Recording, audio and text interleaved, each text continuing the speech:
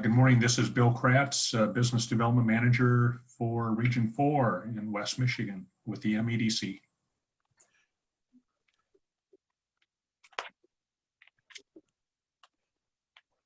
Hi, Corey Utley, also with the MEDC, covering Berry, Ionia, and Montcalm counties.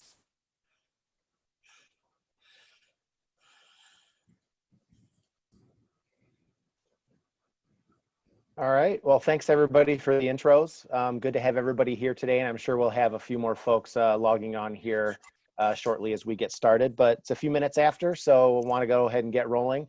So yeah, I'd like to welcome everybody to our 7th and final session of our Re-Engaging the Rural Economy virtual roundtable series. As you know, today's focus is on rural tourism post-COVID-19, with a discussion on best practices as we ramp up our tourism economy here in West Michigan. We've had a great series this last week. I've been thrilled just with how it's come together. We had sessions focused on a wide variety of business sectors, including manufacturing, HR and talent, community leadership, independent retail, dining establishments, and then yesterday's on-service businesses. My name is Travis Alden, Director of Business Development at The Right Place and the lead for our rural team. And just as a quick introduction, the purpose of this roundtable today is really twofold. We realize the value in connecting you with your peers, not just locally, but regionally as well. We all work in rural areas of West Michigan and certainly have a lot of things in common. So really, let's learn from each other today so we can be all as prosperous as possible as we re-engage our economy. The intent for this session is to be as interactive as possible and have it be a discussion, not a webinar where you just kind of sit and absorb things. So the more we can share ideas and what we're all doing out there to be successful, I think the more valuable this time will be for everybody. And then secondly, obviously, from an economic development standpoint, we know in our rural counties, tourism is, in a lot of situations, a significant part of our economies and our communities. So this will be good opportunity for us as economic developers to learn about the opportunities, challenges, and struggles out there as part of the discussion today. So rural tourism post-COVID-19 obviously is the name of the game today. You may know this already, but the state of Michigan is broken up into 10 prosperity regions. And Region 4 there is where we focus and where The Right Place is located. The map there on the left-hand side, those are the 6 counties that we serve directly. And obviously, from a rural standpoint, we're kind of focusing on the counties outside of Kent County, but are happy to have folks here from all 13 counties throughout Region 4 here today. And speaking of serving rural counties, I want to take this opportunity to have my small but mighty rural team at The Right Place introduce themselves. So Julie, Jody, and Kathy Jo, you guys want to say hi real quick? Good morning. It won't connect to the stream. Good morning. This is Julie Burrell from New Anchor County. Hi, it's Jody Nichols, serving Oceana and Lake counties. And I'm Kathy Jo Vanderlaan. I'm feet on the street in Montcalm County, and I just want to take a second because none of this would happen if not for Travis. And we are also very lucky to have him leading our rural team and thinking outside the box. So he's too modest to ever say anything. And I just wanted to put that plug in. KJ, you're going to make me blush. You're going to make me blush. But yeah, this has been great. Certainly appreciate that. And like I said, I'm Travis, director of the rural team, and I also serve Ionia County directly as well. And we're also very pleased to have with us today Dave Lorenz from Pure Michigan. Dave, you want to say hi real quick? Hey, it's really good to see and hear so many of my friends out there, and I'm really looking forward to this conversation. Thank you, Travis. Awesome. So just a couple of housekeeping rules here. Just kind of as a default, please keep yourself muted just to limit background noise. I'll utilize the mute all feature if I need to. We had almost 70 people register for this session today, so looking forward to some robust conversation. If you would prefer to send any questions you have or any topics for for suggested discussion topics, just send them to me in the chat feature. I'll try to facilitate that as best I can. But if we get into kind of a good rhythm where we can just kind of verbalize everything and whatever, I'm good to go with that too. If at any time you need to exit the session, feel free to do so. We are recording this and we'll be following up with an email afterwards to everybody with a link to the recording and any sort of additional tools that kind of come out of the conversation today. We're going to do our best to keep this to about an hour, but as we've noticed on a couple of the other sessions, if there's some really good conversation right there at the tail end, we might go a little bit long, but like I said, if you need to jump off, feel free to do so. And if I do call on you with a question, if it was something you submitted, just please identify yourself with your name, your business, and where you're located, again, just for context. So to kind of get right into things now, I think we'd all agree that no industry has been immune to the effects of the COVID-19 crisis, with the tourism industry hit particularly hard. And I think with really sort of a fuzzy direction in terms of how best to move forward. I'm looking forward to today's discussion as one that will hopefully help everyone navigate this complicated issue of reopening for the tourism industry in our area in order for all of us to be as prosperous as possible for our businesses and our communities. So Corey Utley with MEDC, would you like to introduce our illustrious guest today, Dave? I would love to. Thank you so much. I decided for the first time to try having a Zoom background just in Dave's honor. The Pure Michigan has a great website dedicated to Pure Michigan Zoom backgrounds.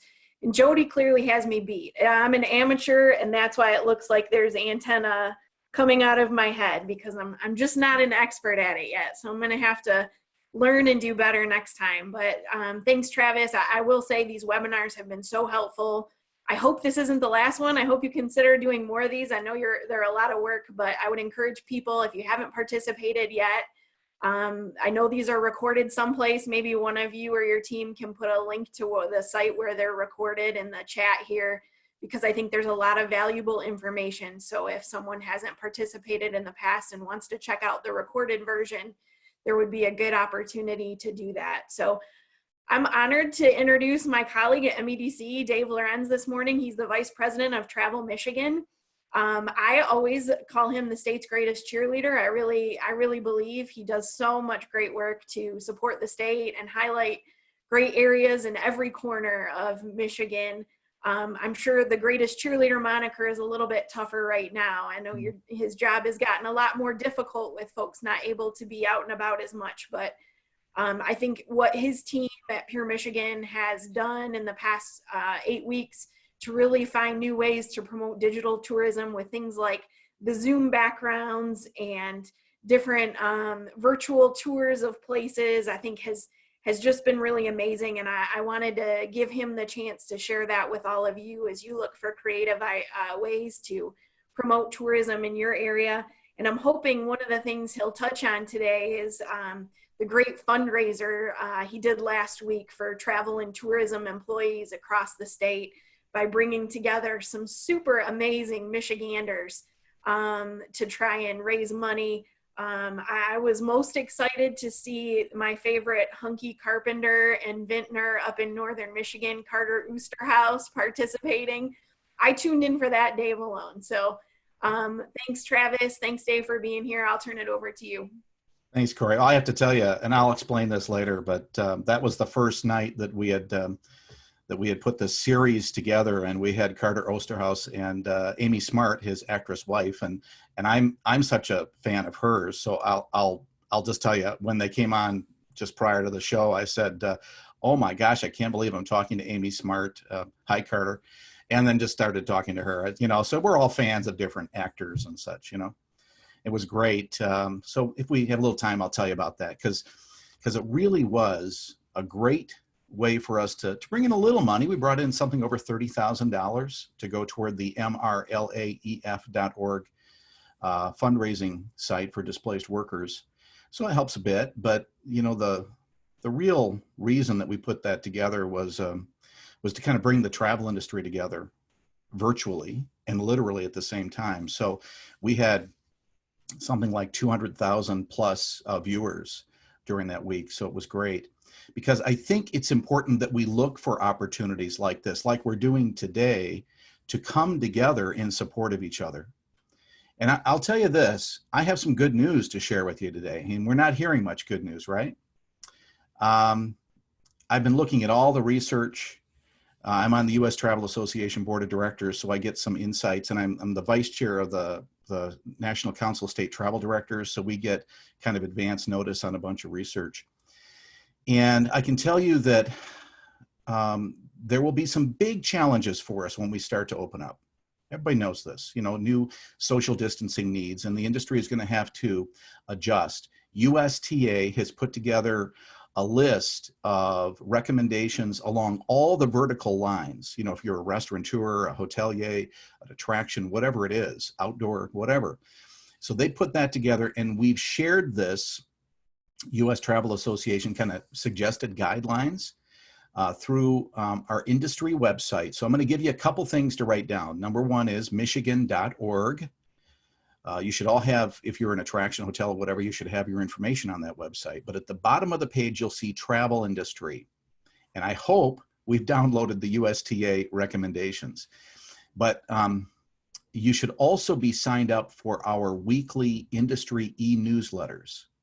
If you're not, please shoot Travis or myself an email and we'll sign you up, because that's where we share research, we share insights, we share news clippings and such. So do that, and just feel free to shoot me an email, lorenz@michigan.org, LORENZD@michigan.org, and we'll sign you up. So done with the commercials. So here's the good news. People in the country are ready to travel, and there's this huge pent-up demand to get out there. This is the case all throughout the country, but especially here in the Midwest. And of all the Midwest states, Michigan has the best chance to keep our Michigan travelers here in Michigan. We have nearly 10 million people here. And even though we've been dealt a huge blow, especially in the travel industry, and even though there's going to be less discretionary dollars, people see travel and tourism as a right. It's no longer a discretionary thing. It's no longer a luxury. So they will travel, and they're going to travel as soon as they can. I'm trying to promote through our resources, doing your research now and booking now, because I honestly believe as soon as we're allowed to get out there, they're going to do it. Warmer weather is coming. We already have this cabin fever thing that we always have, and people are going to be traveling before you know it. So the research is showing what I've always thought was going to happen, that people are not going to be comfortable flying for a while. They're going to put off their international flights, their bucket list flights to Italy or wherever, and they're going to be considering destinations closer to home and maybe home. So I'm going to do all I can through our office and through you and through the entire industry to encourage what I'm calling, you've heard of staycations. I'm calling them in-statecations. We need to keep people in the state this year. And if we only had the majority of our travel industry colleagues stay in the state this year, in reality, we never report it this way, but we probably have about 600,000 people who are in the travel and tourism industry. You'll always see that number of 250,000 or whatever. That's just the way we do stats. It doesn't include outdoor. It doesn't include golf. There's a strange way they do it. But we're going to do all we can to encourage people to stay here, and we think they're going to do it. There's going to be a webinar later on today that I'll be part of that mlive.com is hosting. I don't want to give out their data yet, but they'll be releasing data they've recently done, and it shows very favorable intention to travel sentiment for Michigan residents who are going to stay in Michigan. So we've all heard a lot of negative stuff, but I'm really confident that if we do our job to provide a clean, safe environment, if we communicate that in a variety of ways through simple things like signage, floor graphics, walk in this direction, encouraging people to use face masks, encouraging people or discouraging people from shaking hands, hugging, all that stuff that we so really want to do right now more than ever. People will feel comfortable to travel as long as we all do our part. But I'm sorry to say, all it's going to take is one or two major incidents of mistakes or stupidity, and that will harm us. So we're going to have to do all we can to encourage proper treatment, hospitality, and that's what we do best, is provide hospitality. It's just going to be a different type of hospitality. So I'm hoping that we can get some conversation going and some questions. If you have any questions, either go in the chat box, and I'm going to try to look at it right now. I won't be able to do that. Hey, Travis, could you maybe look over the chat box, and if you see any questions come in, just let me know, and then just shoot them out. Otherwise, just kind of jump in here and there. Overall, though, I can tell you I really am positive that we're going to have a good season. Fall is going to be the new summer to some degree, because as people get more and more comfortable in traveling, it's going to take a few months. I think people are going to be out there starting in June. Don't have a crystal ball, but it looks pretty obvious. And then more and more will open up. And as long as we don't have a recurrence and, an administration, mandate to stop traveling and such, I think people will travel more and more. And then by the fall, a time when people are usually going back to school and such, we're going to have some really interesting opportunities here. If people are still doing school at home, there's going to be nothing to stop them from doing school at home on the road and providing educational opportunities through travel. And they're going to do that because we have tremendous fall experiences here. Typically, families are going back home because of school. If people aren't having school at school, we have some real opportunities there to provide educational experiences as they travel. So the other thing that's going to come out of this eventually, and I'm hoping that our friends at Pfizer are going to be successful in the vaccine they're testing right now, and before you know it, we'll be back to normal. But for the time being, the things that we're doing like right now with a virtual meeting, some of these things will continue to move forward and are going to be part of our life forever. We're still going to want to meet in person, so I'm not concerned about long-term conference convention business. But I do think that even that's going to change, where in-person meetings are going to have to offer a virtual extension opportunity. But I think there'll be other innovations that come along during these months. They've already come, and then during these next couple of months that will continue to be part of our travel experience moving forward. And I think that's going to be good for us. For instance, I think there's going to be more appreciation for travel as an educational opportunity. So I am very positive about the future. Not being a small business person anymore probably makes it easier for me to be that way, but I really am. So it's going to be important for us to all do our part.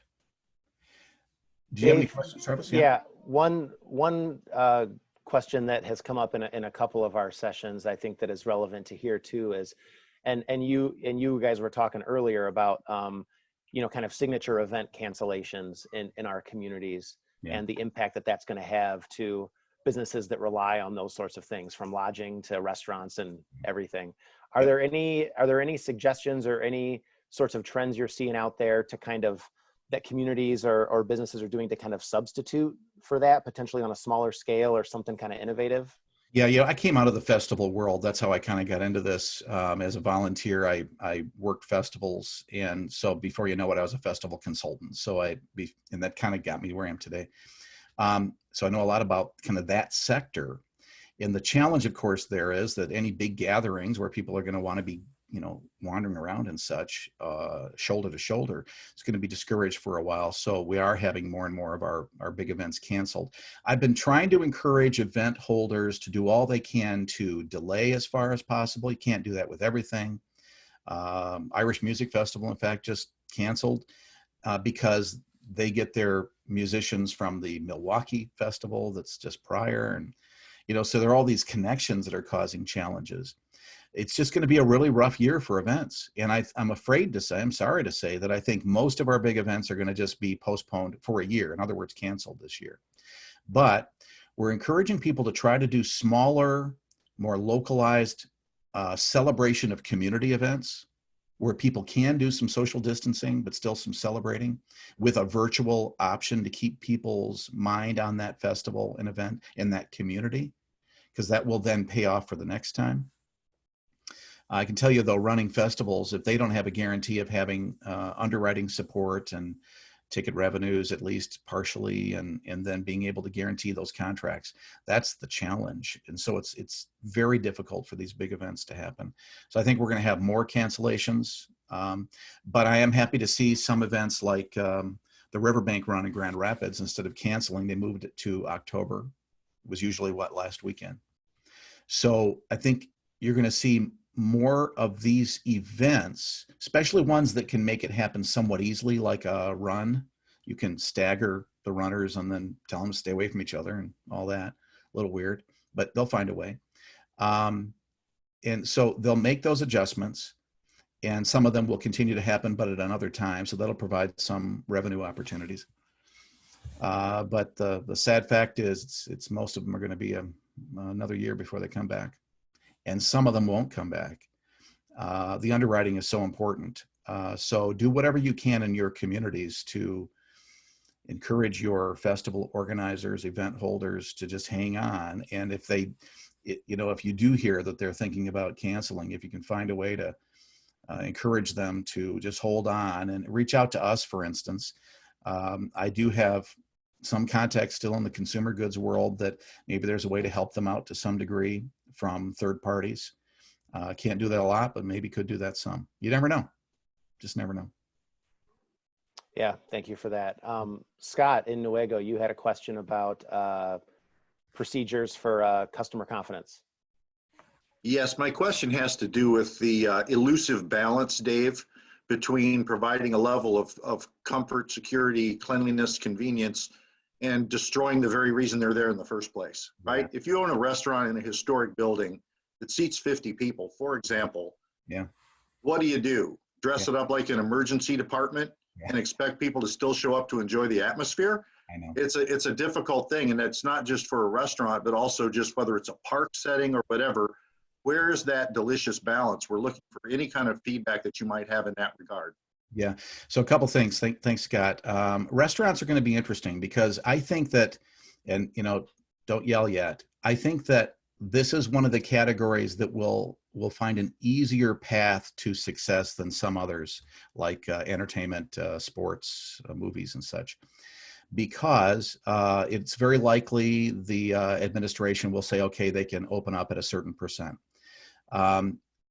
If you are able to build out literally an outside eating venue opportunity, that's going to be important for travelers.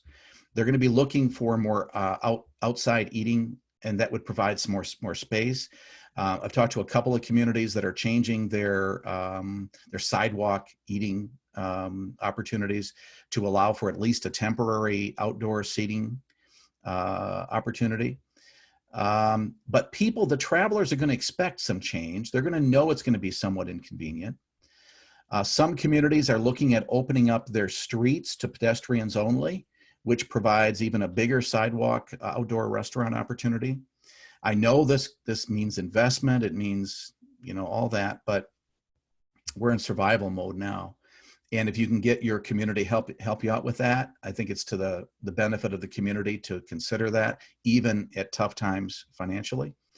One of the things that we've been looking at, I started thinking a couple of weeks ago about this challenge, both with like parks and with restaurants, and said, we know that we were having problems with people, and still are, going to like the same parks, right? And then before you know it, we have no social distancing.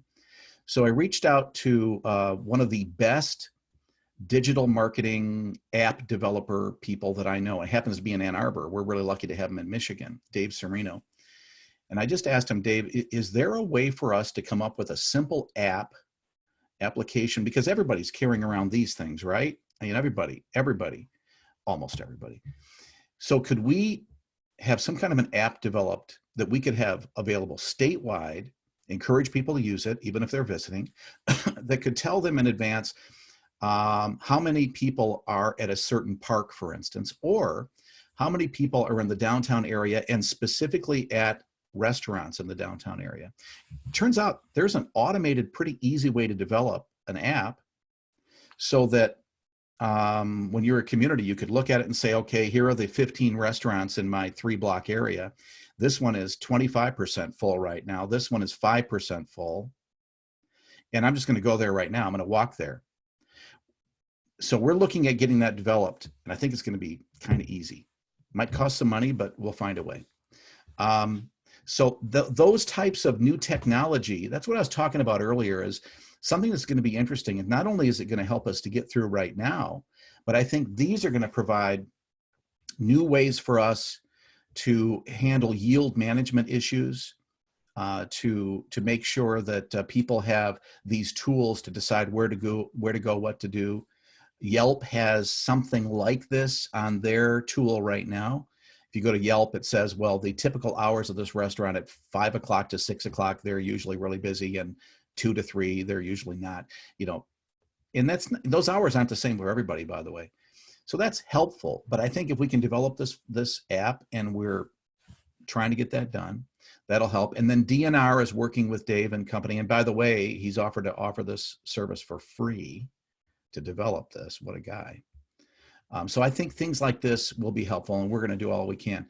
But Scott, as you say, the atmosphere is so important to the experience, because anybody can, we've been pushing, hey, picking up your food. I just went out and picked up a meal last night, and, buy gift cards and, make bookings now and pay in advance, whatever you can to get that cash flow. But especially to historic, interesting, small properties, that atmosphere is so important. I just think that the travelers and even the local residents are going to expect that they're going to need to adjust for the time being. And I'm hoping that they will be patient and will still provide you the type of business and the amount of business you need just to survive this year.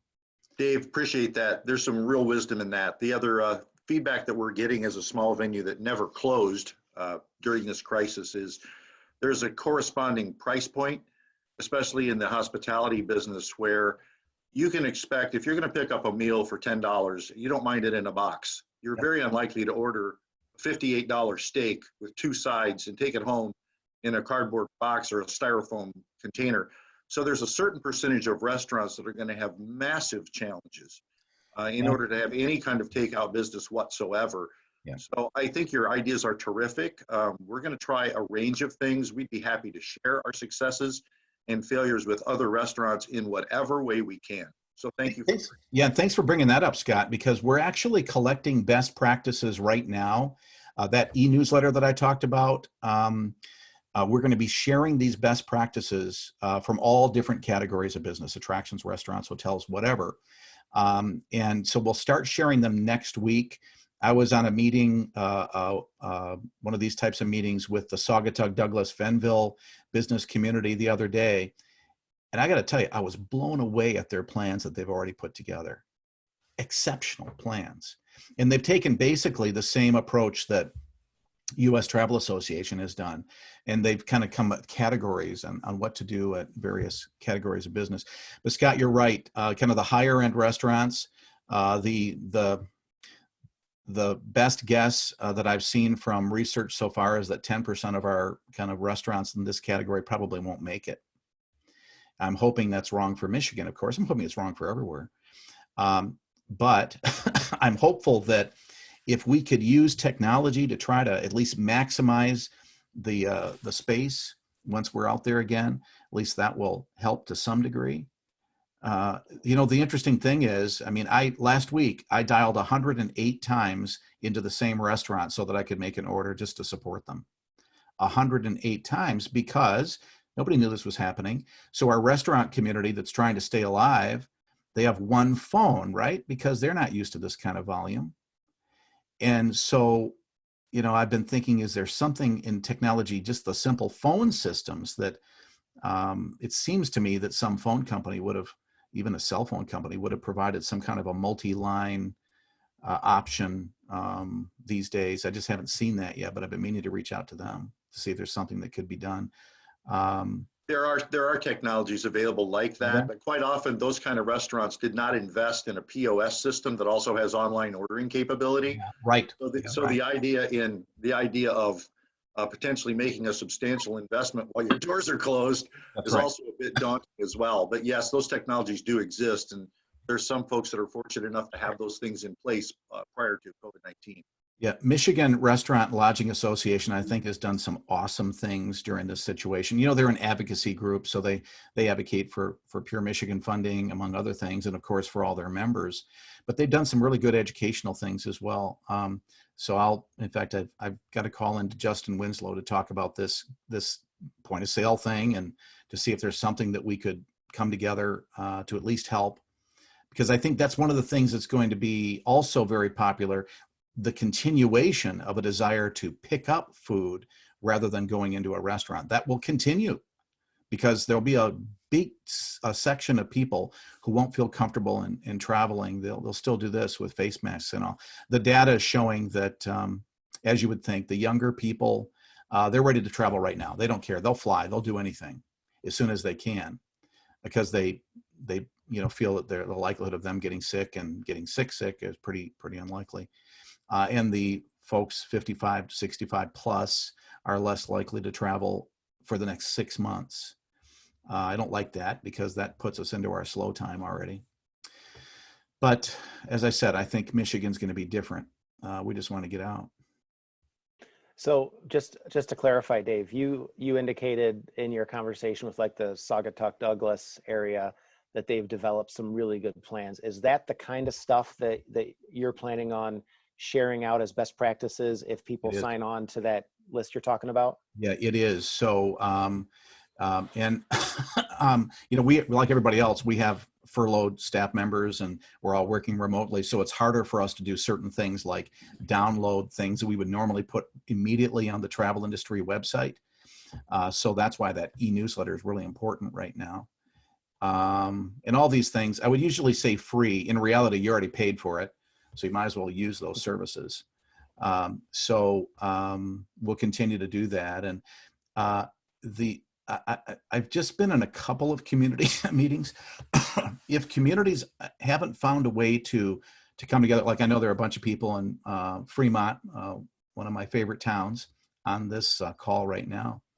I'm hoping that a town like that's really advanced in so many ways, even though it's a small town, that they're working as a team together to put together an action plan, and I'm sure they are. If they're not, they could learn a lot from these best practices that we're sharing. Carol Whipple, you had a question. I just didn't know if anyone in the group had any recommendations or how they're handling, if they're involved in any type of wedding, whether it be the catering or the venue or anything like that.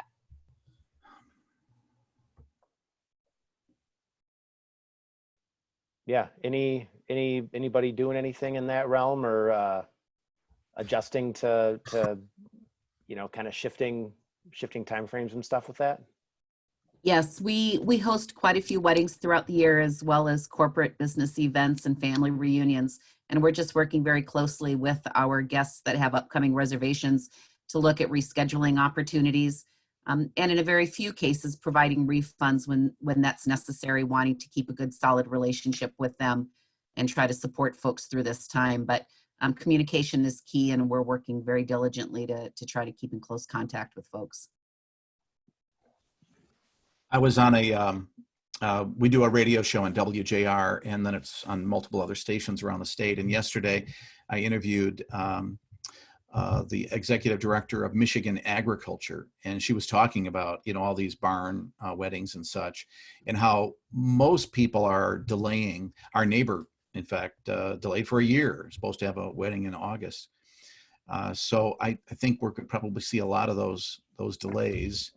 At least for the public wedding, and it's one of those unfortunate things. The interesting thing is there are a lot of destinations and attractions that are making other adjustments, and restaurants. It depends on your community. Heck, in Ann Arbor, they're even using autonomous vehicles to pick up and deliver food. Pretty awesome. Not every community can do that, but I was looking at some other kind of interesting best practices. What do I do with my list? Oh, here it is. And some of these are replicable, if that's a word. Like Boyne is doing what they're pushing out on social media and other things. They're pushing what they're calling their worry-free winter assurance package. So in their case, they're saying, okay, for a $50 down payment, you can secure a super good deal on an annual pass. And so if the season doesn't happen because this somehow stops people from skiing, which I don't envision, they'd get that money back. But at least it's getting some money, cash flow in their system now, doesn't cost the user that much, and it gives them actually a great value so that they're encouraging people to buy right now. You're going to see a lot of communities doing like one-way walking sidewalks where they can't open up the streets. I suspect, I don't know this, but I bet Mackinac Island will probably do that if they don't, not like they have cars, but it's hard for them to adjust the horse and buggy stuff. So I can't imagine they could shut down Main Street, but you never know. I think that this whole thing about looking for some other examples, because I can't find my list. This whole thing about innovation is going to be playing a big role. So that's a good point. I've had a couple of questions come in. I'm kind of trying to combine a couple concepts into one question. Kind of a combination of what you mentioned about like using the example of Fremont, like a small community that, hopefully is coming together and collaborating on kind of like a roadmap or a plan for the community. Yeah. And then innovation. Is there anybody on the call here today, or anything that you've seen, Dave, from, a community that's really doing that well, that's going to end up being kind of a game changer for the businesses in their communities? Or are there any specific businesses here that you've had to kind of innovate out of necessity over the last couple of months, and that's really been beneficial for you, or potentially something that you're going to continue on into the future because it's been effective, maybe marketing, something like that? Sorry, long question. Yeah, well, I'll start it out. Traverse City is probably the easiest example. It's such a popular place typically. So they're working together, and they have all their organizations, their Convention Visitors Bureau, their chamber, their downtown, the city folks. And they're actually, I think they were the first community to actually announce that they're seriously looking at shutting down a big section of their downtown street to open it up for pedestrians. Of course, it does provide other challenges. There's already a parking issue there, but nobody uses the parking garage. So at least maybe people will start using that. That's happening. I do see a comment that somebody has already bought Michigan Adventure annual passes, season passes. Fantastic. That's one of the categories that the research is showing will be most challenged this year, our amusement parks. So talk about a great opportunity for a family, because it's going to be really quiet. I'm hoping that, you can't promise that, but I'm hoping that we're trying to push that point, that now's the time to get really good deals on these types of things. And perhaps we can spur on some cash flow that way as well. Any other good community ideas that people might have? And I'm trying to look through some of these comments here as well. Oh, so I did see a question about, sorry, a little long issue.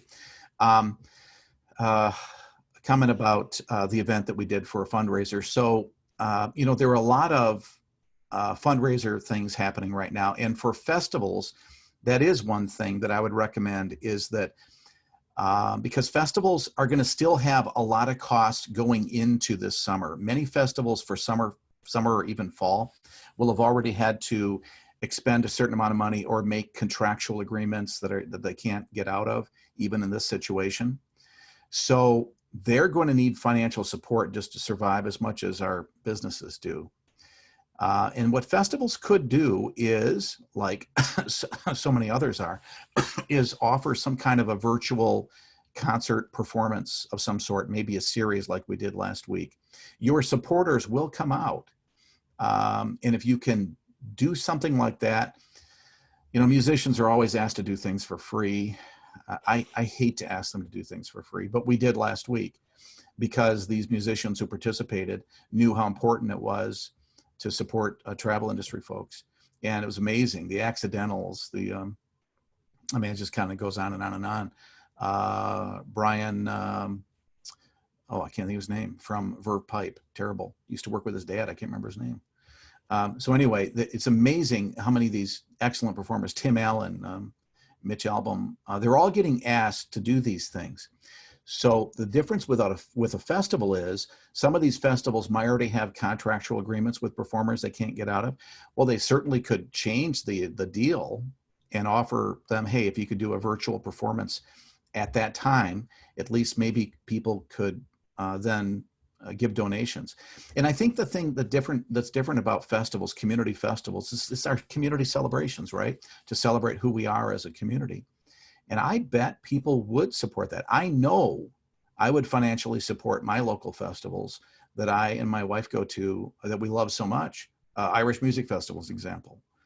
If they did a virtual thing, we'll watch and we'll give money. Every Saturday night we're watching, if people know Ruth and Max Bloomquist, and we're throwing money in every week, just as though we would if we were going to a venue to watch them.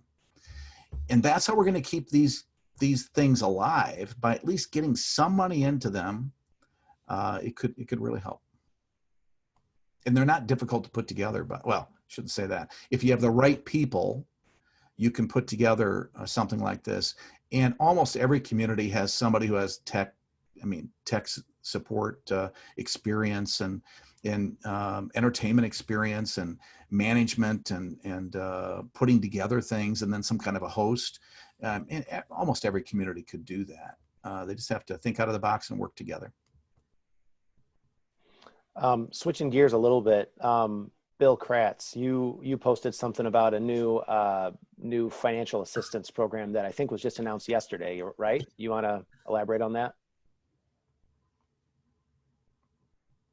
Sure. The MEDC has just announced a new resource, a new program.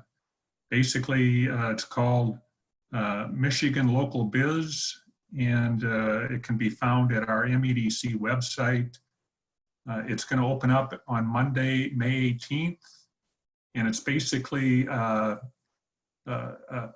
MEDC will match crowdfunding raises on a one-to-one basis up to $5,000 for eligible small businesses that have experienced economic challenges, resulting from the COVID-19 issue. So go to the website. Michigan MI Local Biz is the program name. Almost any local small business in Michigan that has been impacted by COVID-19 would be eligible. The program is designed for businesses with 25 employees or less. Does it include not-for-profits, Bill? I don't remember.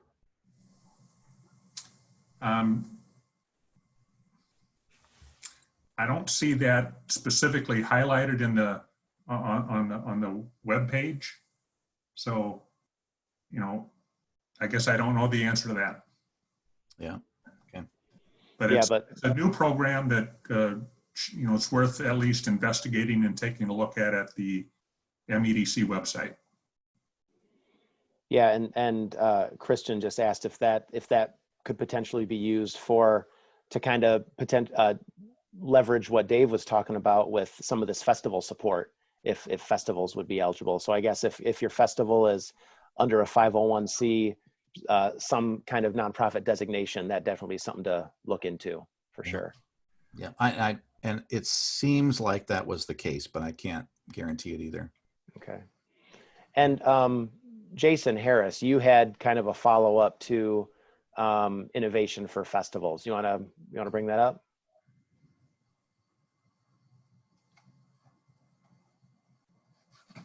Remember, Jason, you still there? Can you hear me? Yep. Can you hear me? Yeah, Yes. you can. Okay. Yeah, no, I a lot of, like, I live in Newaygo and Fremont. Some of the towns that you mentioned, the smaller ones, they rely on traffic to other places, usually, meaning they're driving through our town. We don't have anything other than the Lumberjack Festival and the Memorial Day Festival that kind of kicks off. I think it's Memorial Day. That kind of kicks off our summer, and both of those are being canceled. So I know Scott had mentioned smaller businesses and how do you get that patronage of not only local people, but people driving through. Like, what are other creative ideas that you guys are coming up with that are, like you say, innovative? Like, is it an app? Do we restructure, instead of restaurants serving through the counter, do they use their alleyways? Do they open up a second carryout window? Like, what? I mean, we're talking about really small towns. You mentioned Ann Arbor for innovation and Traverse City, but we can't even compare. We got like 2,000 people. I think Fremont's got 8,500. Like, I think we need resources that cater to smaller businesses like that. I think those are questions that would help us. If I could start out, Jason, thanks for that, because it reminds me of something. And I guess this is innovation in a different way. We offer services all the time. And unfortunately, most people in the travel industry in Michigan don't know of the services we offer. So for instance, just simply making sure that you have your travel information, if you're a travel-oriented, consumer-oriented business, retail, restaurant, whatever, you should be listed on Michigan.org. We have millions of people who go to that website looking for things. To your point, though, it's a really important point. Last year, we launched what we called Meanwhile in Michigan, a campaign that was designed, in effect, to show people or make people more aware of small towns that offer a great experience. Traverse City is a beautiful place. I love Traverse, but sometimes in the summer, it's just too damn busy on the weekends. So, and that's not good for anybody. It's not good for the traveler. It's not good for the locals. So we wanted to say, hey, there are other places to go on those really busy times in the weekends. So we put together this really sophisticated program that encouraged people to go other places in the summer weekends and then kind of go back to Traverse and others during the weekdays. So a community like Newaygo, cool town, if I'm sure your outfitter there, and I can't think of the name of it, it's really great. I'm sure they're on our website, the coffee shop, all that stuff. They've got to use our website to make sure that at least we're aware of them. And then during this year, our campaign is going to switch the way we're doing it. Before, it was all about kind of over tourism and trying to relieve pressure for popular places. This year, people will be looking for small towns, out of the way towns that are less busy. They're going to be looking for nature experiences, open sky experiences, water, forests, trails. Nature will be number one on the list. So a town like Newaygo with the river and such offers so much, kayaking experiences, whatever. So please use our services so we can help get the word out for you, because even though we're operating without an advertising budget right now, usually we'd have $36 million, we have zero. And that's going to cause substantial problems as we move forward. But we can still do a lot with our existing website, social and earned media. And if we're lucky, we'll get a little money to at least encourage people to go to our small towns and to make them aware of it from the region, the Great Lakes region. Most of our effort's going to go into the state to try to get people in the state to go to other places in Michigan, our kind of like travel in statecation thing. And they'll be looking for small towns. So you might have thought of, the places like Newaygo or other, smaller towns as kind of being and not as an advantageous position this year. And I think going forward for a couple of years, you're going to be. Just need to make people aware of who you are and where you are and what you offer. Well, and that kind of plays into a couple of comments that have come up and a couple of questions that were sent to me. What's potentially a unique role or a unique opportunity for visitors bureaus and chambers and potentially Main Street and DDA organizations right now that, some are more involved in tourism than others and that sort of thing. Is there a role that they can play maybe now more so than any other time? Yeah, they always play important roles. Scott Beal, I see, noted that many of the convention visitors bureaus around the state, they put together this really cool program. I think it's called Windows. Scott, you can maybe provide a little more info if you haven't already on the chat. And it's really cool because they're cross-promoting each other.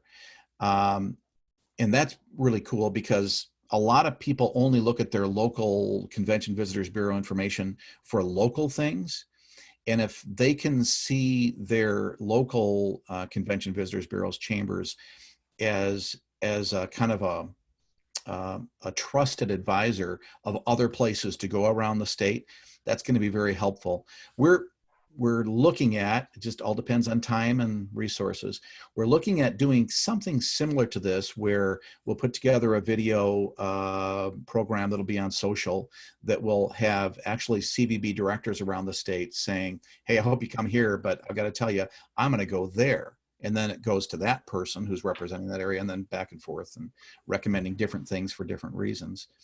We've also just, I think yesterday, launched kind of an inspirational video that you'll see on social media under the hashtag #OnePureMichigan.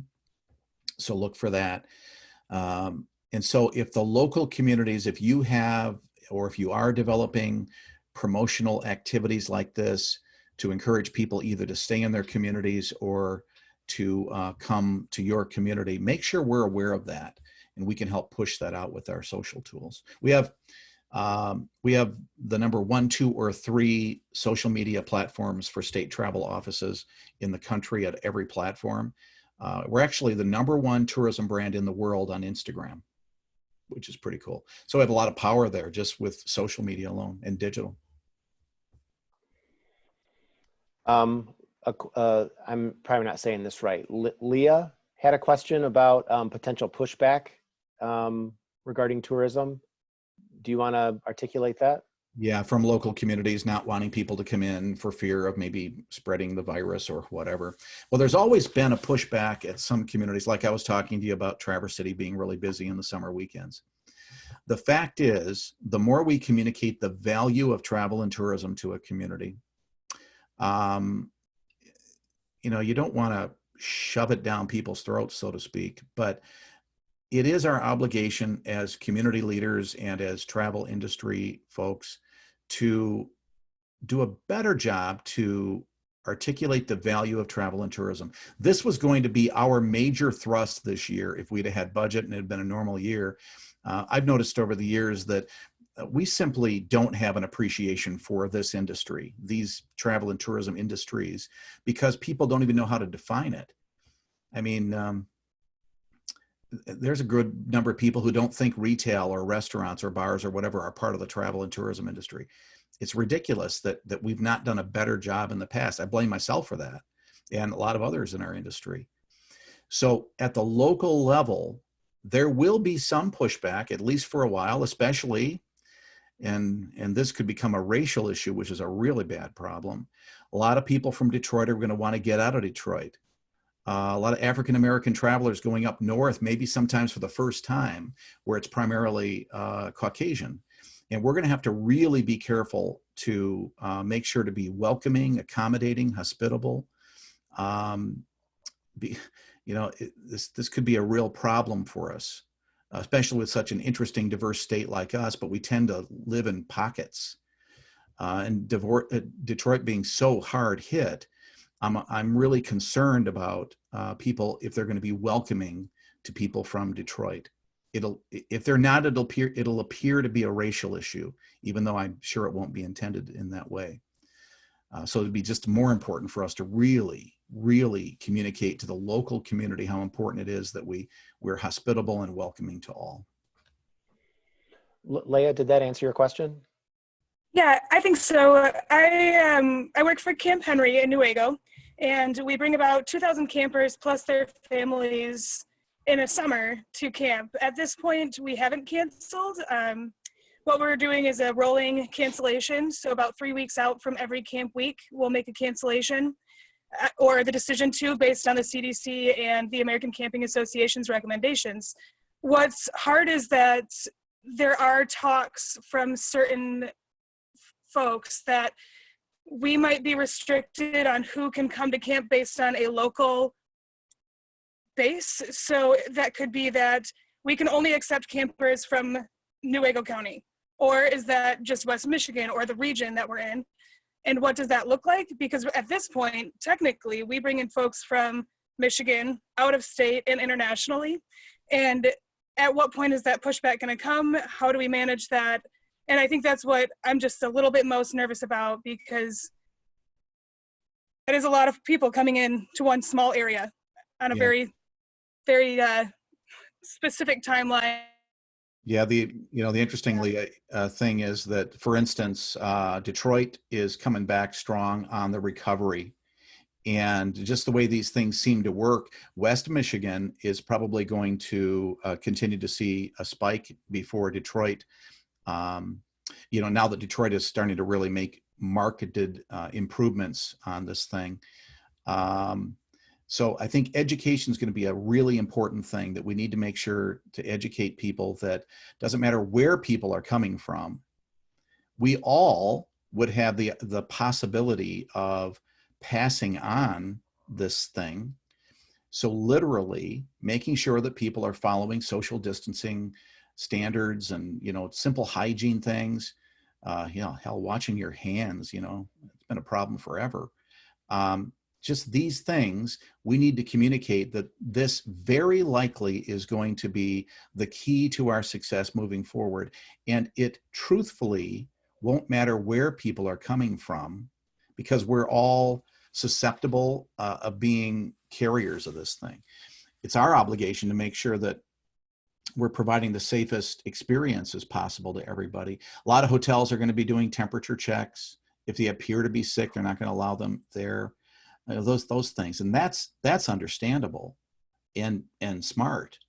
I think it's just education. One thing that I wanted to mention real quick in conjunction with that kind of comfort level and potential pushback and whatnot. One thing that came up in our conversation yesterday, the community of Hart, Michigan, had put out to their public a survey kind of asking questions about their comfort level in going back into businesses and going back into restaurants and those sorts of things. And they had been, I'm paraphrasing, but they were kind of surprised by some of the results in terms of people were more comfortable, their attitudes were more comfortable to move forward with that than they necessarily thought. I did hear this morning one other small community that kind of replicated that and launched a survey in their community yesterday, and they already had, as of this morning, 1,000 responses. So, and this is a community of less than 5,000 people. So I think people are really interested to give that feedback and kind of clarify kind of the appetite in your local community of what that, kind of tolerance is, if that makes sense. I thought that was a great idea yesterday. We're seeing sentiment studies being done. And again, in this region, people are more accepting of the concept of traveling and people coming into their communities than other places in the country. I mean, that's why I mean that I think we're better suited and better prepared to accept the traveler and to have travelers traveling soon. And I know we're already kind of closing in on our end time here, but we did have one last question I wanted to get to. Chris, there with the Village of Pentwater. You want to mention? I was just curious. Leah triggered it by mentioning the Camping Association, and there are national and state industry organizations, and it is Pure Michigan in collaboration with them for consistency on messages and best practices and so forth. Yeah, so actually I've been talking to various campground operators a lot, mostly because they're upset about the rules right now not allowing people to camp in their campgrounds, and especially since state campgrounds aren't going to be open until late June, whatever it is. So all my communication with that category of business so far has been mostly in communicating to the administration and asking, gee, if they socially distance, can they operate? But we're trying to connect with basically all the travel and tourism sectors, and we can best do that through associations that do that on an everyday basis, like U.S. Travel Association. But we haven't really had time to kind of reach out to various sectors at the local level, at the in-state, just time issue. All right. Well, we are a couple minutes over time, and I want to respect everybody's time. I know everybody's busy. I do want to thank everybody for being here today. Dave, any parting words of wisdom or one last cheerlead for Michigan travel? Yeah, I really do recommend you sign up for the e-newsletter. Just send me an email, lorenz@michigan.org. It's on the chat. And great tools, a lot of great advice, a lot of the latest research, depends on the week. I remember being a small business person in a really rough time back in the 80s. I used to run radio stations, and I know how difficult it can be and how scary it can be. So, just know that at the MEDC, we're doing all we can to support you and help you. Please reach out. If you have an idea, I'm one of those guys, I don't care how crazy you think the idea is. If it's an idea, you never know where that might go. So please share those ideas and share your best practices with us. We'll get through this. And as somebody said, I think just as we were coming on, we're all in the same rough seas right now, but we're not in the same boat. We're all dealing with different issues. So reach out to your friends and family and give them any support you can. Thanks. Good to see so many of you, all of you. Yeah, you see too, Dave. anybody Thanks. these days. Right. Yeah. Thank you for being here. And thank you everybody for being on and sharing your perspectives today and kind of learning from each other. So like I said earlier, this is the last of our Re-engaging the Rural Economy virtual roundtable series. And I know a number of you have been able to attend multiple, so we appreciate that. We will be sending out a follow-up email to everybody who registered for the session today with a link to the recording. And then also we'll throw in some of the resources and links and stuff that were discussed today, just so you've kind of got it at your fingertips. And just remember that all of us here at the Right Place are here to assist you wherever we can. Feel free to reach out to any of us who serve your communities, and we'll do the best we can. So with that, take care, everybody. Stay safe. Enjoy the rest of your week, and we'll see you soon. See everybody.